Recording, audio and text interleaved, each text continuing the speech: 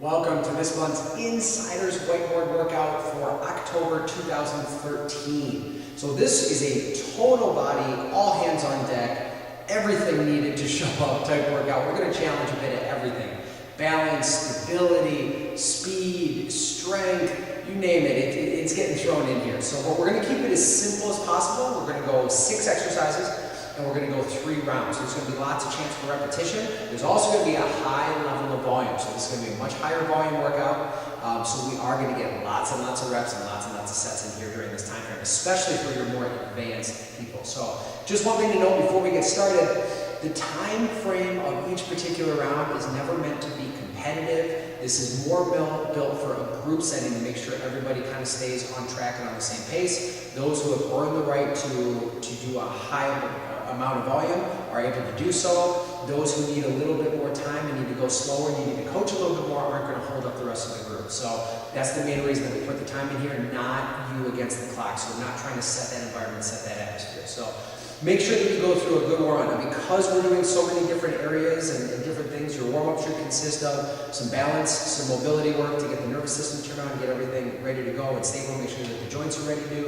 to go. We want to make sure that we are starting to focus on some stability through the shoulders and the hips because we are going to have some strength stuff. And then towards the end of the warm-up, we want to start moving a little bit more dynamically to make sure that some of those systems are ready to go because we are going to be doing some quick movement as well. So we want to make sure that everything is going to be hit during the warm-up. So it's very progressive to get us ready for the workout. So our rounds are going to be 9 minutes long. So 9-minute rounds. We want a lot of time because I want a lot of volume, and I also want them to be able to go slow in the exercises that is appropriate to go slow in without feeling rushed. So we have 3 9-minute rounds. There's 2 exercises per round, and they're just going to go back and forth between the 2 exercises.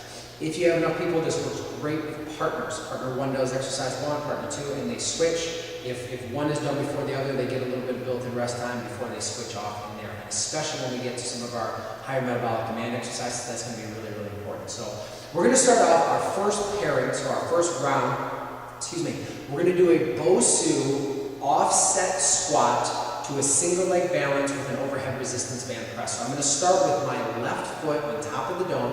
I'm going to use the stacks because that elevates the dome for me a little bit. It also gives me an opportunity to anchor the band down to the dome, or you could just anchor the band down to a pillar or ground. That's fine as well. Anything that's going to anchor a low anchor point. I'm going to load down into the hips. I'm going to hold the band now. If my left foot is on top, my right hand will be holding the band, so it's going across the body. I'm going to load into the squat, drive up into that single leg balance, and press the arm mainly up, but a little bit forward, pausing and holding at the top for 1 to 2 seconds. Make sure that there's that pause at the top. On this one, I would like 8 on each side. Now, this is going to take a little while because there's that 1 to 2 second pause at the top of each rep. So 8 reps is going to take a little bit of a while. There's going to be a lot of time under tension on that particular exercise. Now we're going to pair that with an exercise on the rip trainer. So this is going to be a cross-body single arm pull, and we're going to finish in a high offset drive position. So I'm going to stand facing my anchor point with both feet pivoted. I'm going to take my outside arm, so the arm facing away from the anchor point, across the body to grab zone 1 of the rip. I'm going to pull the rip across the body as I rotate around the shoulders. Now my power hand is going to grab mid zones on the power hand side, the hand side closest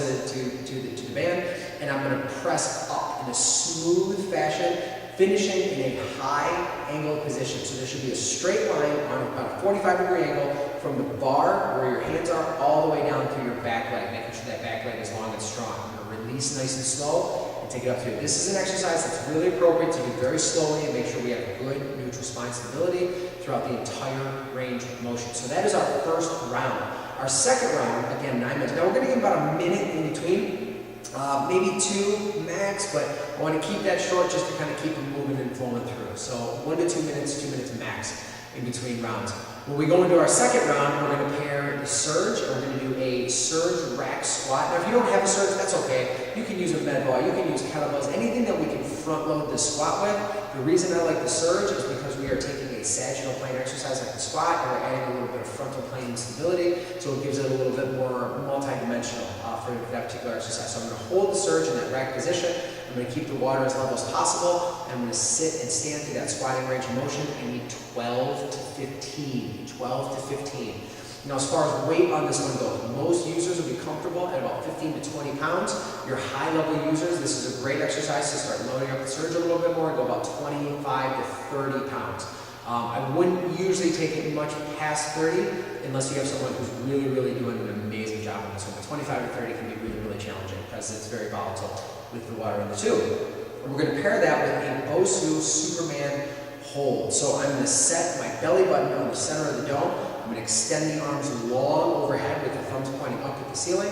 Legs are nice and long. I want to be gracefully trunk in a straight line from hands all the way down to feet with no curving. I want to see the back extended where there's that excessive dip in the spine. Think long and strong, and the head is going to be in line with the spine, looking straight down at the ground. That is a 20-second hold. The reason we put 20 seconds in there is most people count too fast. So if they're doing a really good slow 10 to 15 count, that'll be sufficient, but most people tend to count a little bit fast, so if you pad the time a little bit, that tends to take care of itself. So we're going to go 20 seconds on that one.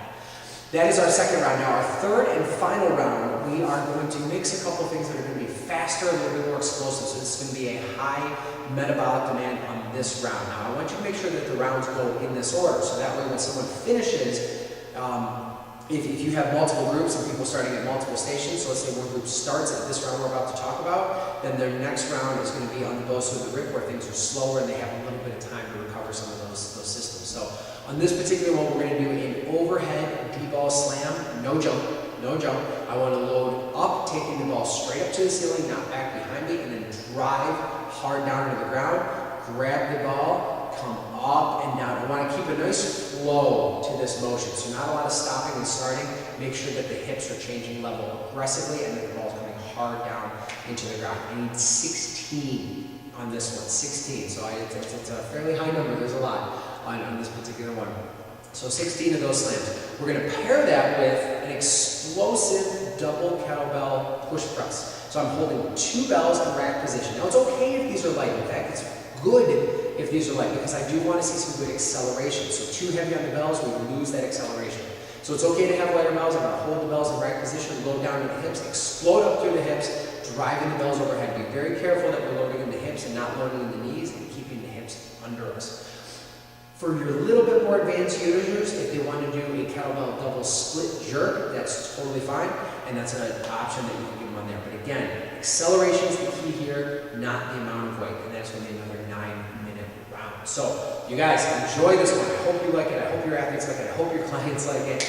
Be sure to join me once again this month for the why behind the workout. I really love doing these, and it's been really, really cool having you guys jump in. So the why behind the workout is an interactive Google Plus Hangout, where we actually get to have a face-to-face or computer screen conversation about this workout, why it was set up this way, what the goals are, what it's training, what it's challenging, why we did it. You get to ask all those questions as far as, hey, I don't get this, why do we do here? We can talk about coaching cues, we can talk about exercise substitutions, we can talk about why you like that exercise, whatever you want. This is totally driven by you. So be sure to check out the description of this video on how to join the Hangout live. If you're watching this later, you can find the recording for the Hangout under here, and make sure to jump on the live one next month. So thank you guys so much for joining me, and I look forward to seeing you next month.